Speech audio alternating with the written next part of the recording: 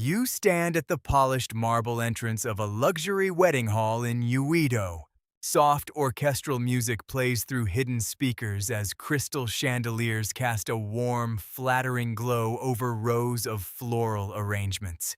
You bow politely to the parents of the groom, hand over a crisp white paper envelope packed with 10 crisp 10,001 bills, and receive a small meal ticket in return.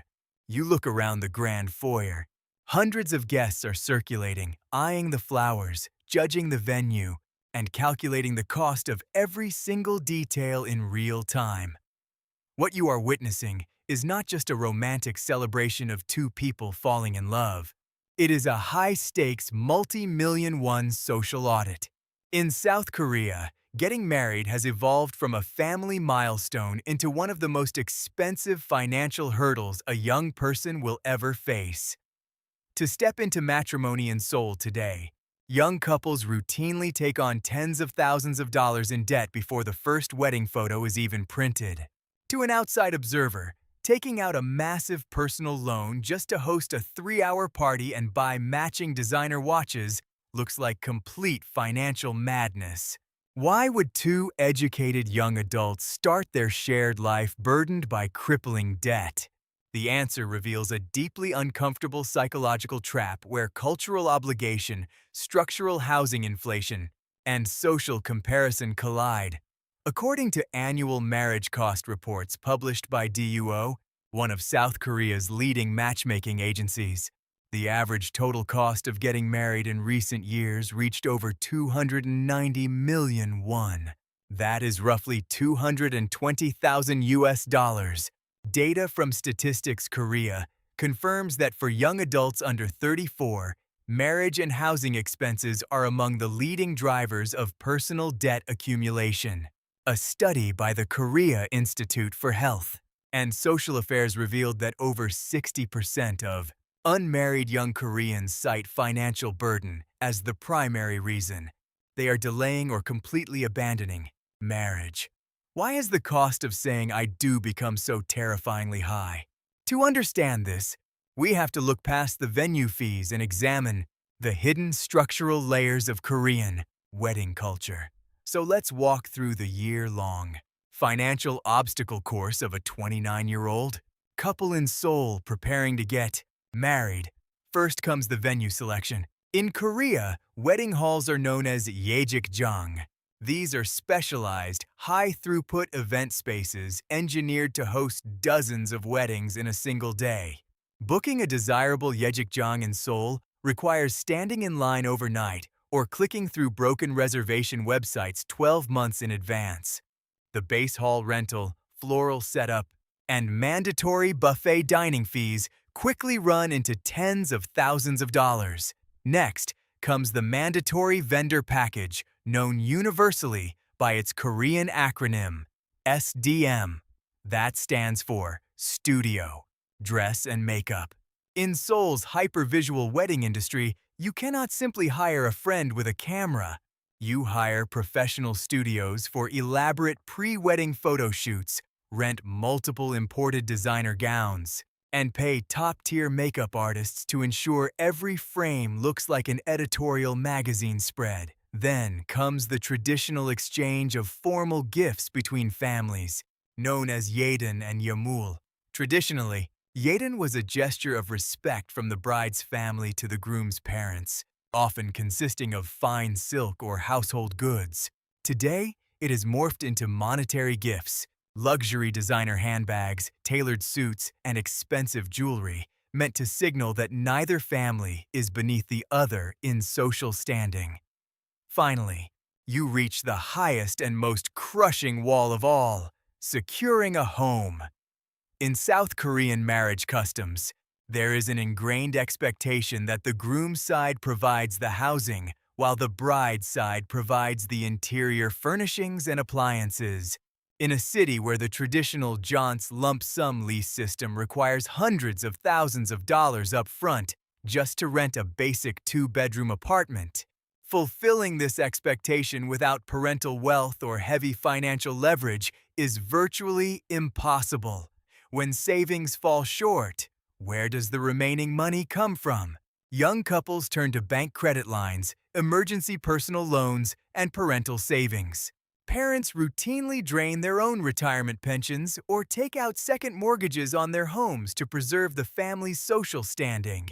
The financial weight of the wedding is shared across 2 generations, binding everyone in a web of anxiety. Here is the counterintuitive twist that behavioral economists often point out about Korean weddings. When couples see these terrifying numbers, why don't they simply opt for a modest, low-cost, small wedding? In many Western countries, cutting the guest list is the fastest way to save money. But in South Korea, having a small wedding can actually cause a devastating financial loss. This is because of Chug-uigeum, the traditional gift money system. Every guest who attends a Korean wedding is culturally obligated to hand over a white envelope containing cash, usually ranging from 50,000 to several hundred thousand won, depending on their closeness to the couple.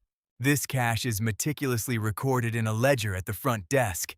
In essence, a Korean wedding operates like a temporary crowdsourced financial fund. The cash collected in white envelopes on the day of the ceremony is immediately used to pay off the massive hall rental and buffet catering bill. If a couple hosts a large wedding with 500 guests, the incoming gift money will often cover or even exceed the immediate venue expenses. If you shrink your guest list to 30 close friends, you still have to pay the venue's high minimum operating costs, but you strip away the pool of gift money needed to offset the bill. Furthermore, your parents have spent decades paying Chug-uigeum at other people's weddings. The wedding ceremony is the one culturally sanctioned moment for your parents to collect on those decades of social reciprocity. Canceling a large wedding means forfeiting tens of thousands of dollars in accumulated social debt that your family is rightfully owed. The small wedding is not a financial release valve. It is an economic trap. Sociologist Byung-Chul Han, in his writings on the Performance Society, describes how modern individuals live under an internal compulsion to optimize and showcase their value. In a society where economic mobility has slowed and traditional paths to wealth feel blocked, the wedding becomes the ultimate public report card. It is a one-day performance where your family's social capital, your career trajectory, and your financial standing are laid bare before every relative, colleague, and acquaintance you know. The social cost of appearing unprepared or cheap at your own wedding is perceived as permanent. Going into debt to avoid that shame feels like a rational choice. This psychological pressure extends far beyond South Korea. It reflects a global trend among Gen Z and millennials who face shrinking economic predictability when major milestones like long-term career, security, and affordable home ownership become increasingly difficult to attain.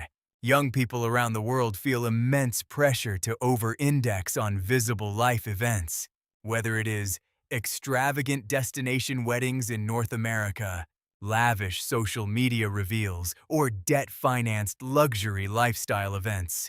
Young adults globally are taking on financial risk to signal stability in an unstable world. When the macro future feels uncertain, people double down on validating the present. You stand back at the polished marble entrance of the Yeouido wedding hall. The ceremony has ended. Soft pink confetti drifts down from the high ceiling as the photographer shouts instructions for the final group photo. You watch the bride and groom smile brightly into the flashing cameras.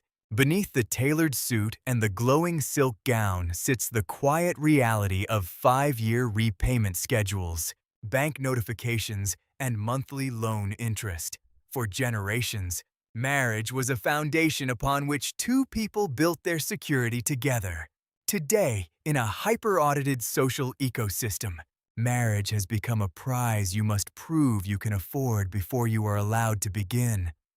You slide your hands into your pockets, bow to the newlyweds, and walk out into the Seoul afternoon, holding a white envelope, watching two people exchange vows and wondering if they are celebrating the start of a life. or signing the lease on a dream they couldn't afford.